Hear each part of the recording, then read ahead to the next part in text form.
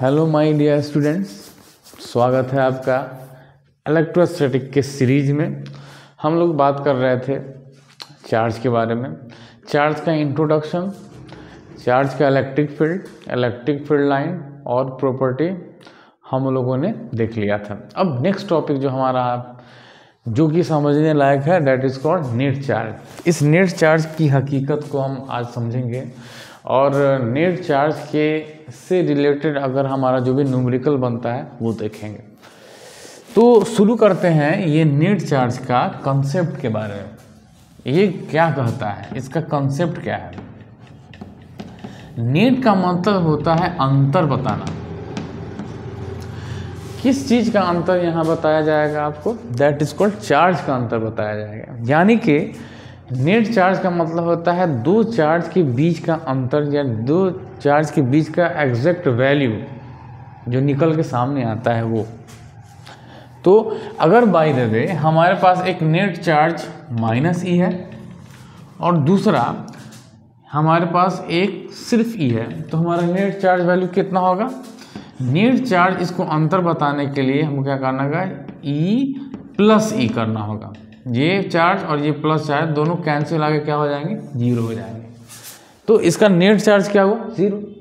तो जाहिर सी बात है, हम इस कॉन्सेप्ट से ये इस तरह से भी समझ सकते हैं कि नेगेटिव पॉजिटिव कैंसिल होकर 0 हो जाता है, न्यूट्रल हो जाता है। तो न्यूट्रल कब होता है, दोनों को ऐड करना पड़ता है। तो याद रखेंगे, अपोजिट नेचर के अगर चार्ज बराबर होंगे उसका नेट वैल्यू 0 होता है। मगर बाय द वे अगर हमको ये बताना हो कि एक चार्ज ये है और दूसरा चार्ज अगर बाय द वे लेते हैं डेल्टा E+E है, ये तो 0 नहीं होगा। क्यों नहीं 0 होगा, क्योंकि -E और ये दोनों एग्जैक्ट बराबर नहीं है। तो जब बराबर नहीं है वैल्यू तो हमको क्या करना होगा, इसको ऐड करके देख लेते हैं। Plus delta E plus E, -E+E cancel, बचा क्या मेरे पास, डेल्टा E। तो ये जो है डेल्टा E, इस डेल्टा E को हम लोग बोलेंगे this is the net charge of this two charges. Okay, clear है बात।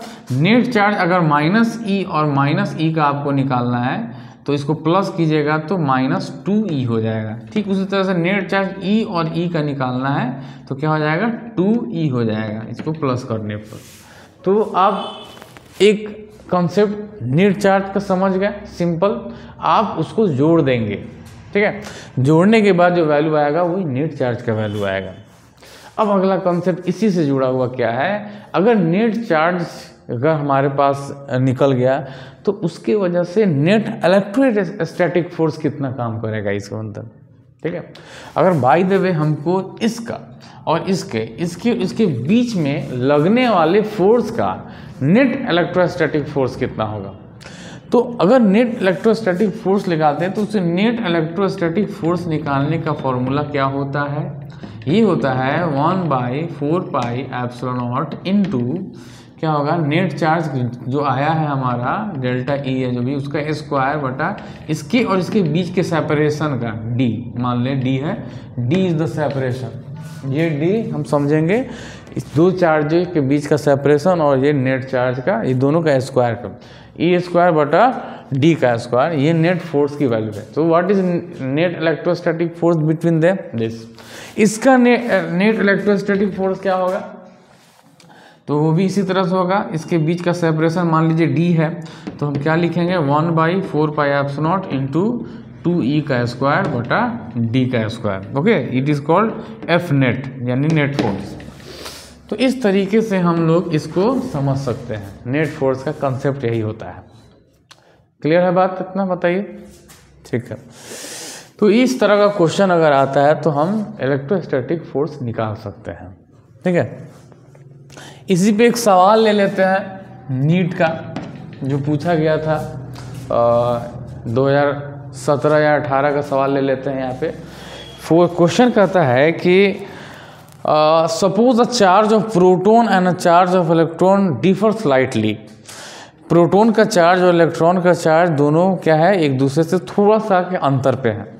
तो ये थोड़ा सा का जो अंतर है उसको हम लोग देख लेते हैं। चार्ज की वैल्यू दी गई है आपको, क्या दी गई है, एक जो चार्ज है उसका वैल्यू है -e और दूसरे का है क्या, एक चार्ज का वैल्यू है -e, ठीक है। ये हम मान लेते हैं ये होगा चार्ज किसका, इलेक्ट्रॉन का हम मान लेते हैं। Let the charge of electron be what, -e।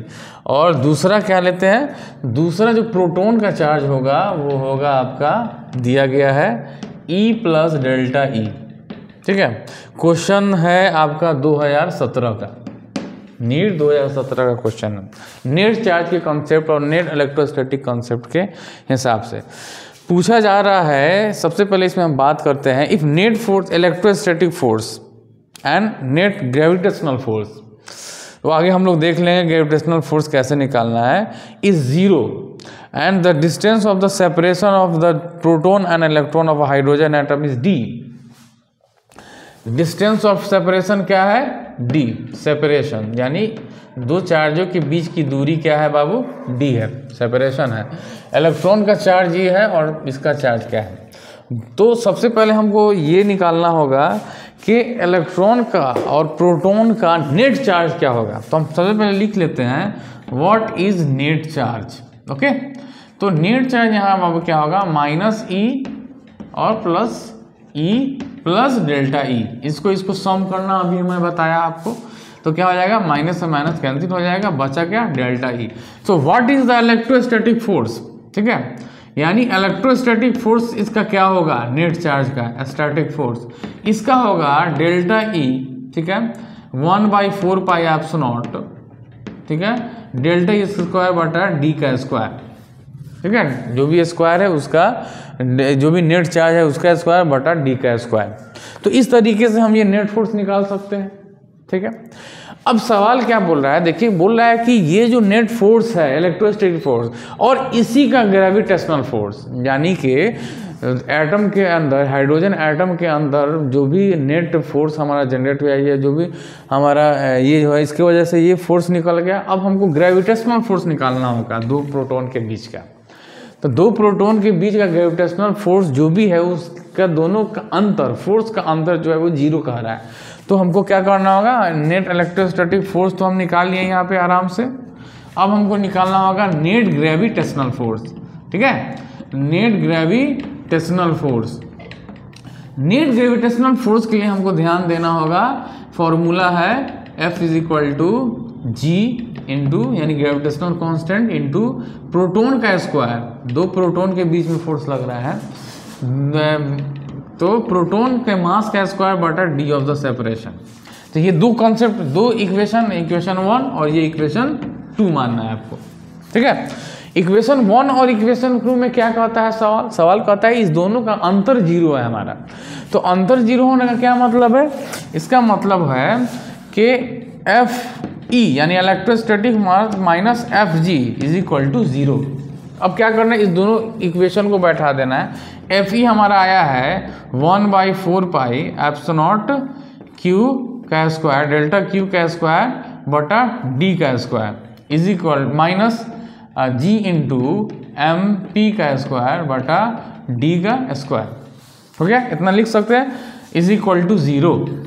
अब जब 0 तो ये इधर जाएगा तो प्लस हो जाएगा। बोलिए नेक्स्ट कॉन्सेप्ट में हम क्या करेंगे, 1/4πε0 डेल्टा E का स्क्वायर बटा D का स्क्वायर इज इक्वल टू क्या हो जाएगा, इसको उधर भेज देंगे तो हो जाएगा G × मास और प्रोटॉन का स्क्वायर बटा D का स्क्वायर। D से D कैंसिल, ठीक है। सवाल ये पूछा जाएगा what is the order of the delta E square, यानी कि डेल्टा E का ऑर्डर क्या होगा, यानी उस चार्ज का ऑर्डर बताना है, नेट चार्ज का ऑर्डर बताना है। तो अब नेट चार्ज का ऑर्डर करने के लिए हमको क्या करना है, डेल्टा E का स्क्वायर इज इक्वल टू क्या हो जाएगा, G × mass of the proton का स्क्वायर बटा ये देखिए 1/4πε0 का वैल्यू इधर हम लिखेंगे। 1/4πε0 का वैल्यू अगर यहाँ 9 × 10⁹ होता है तो इधर डिवाइड में हो जाएगा 9 × 10⁹। क्लियर है कि नहीं, बात बताइए, इतना बात क्लियर है। उसके बाद अब क्या करेंगे, अब इसका वैल्यू पुट करेंगे सबका। अब बस ऑर्डर पूछ रहा है, याद रखेंगे ऑर्डर में सिर्फ पावर का वैल्यू पूछ रहा है बस।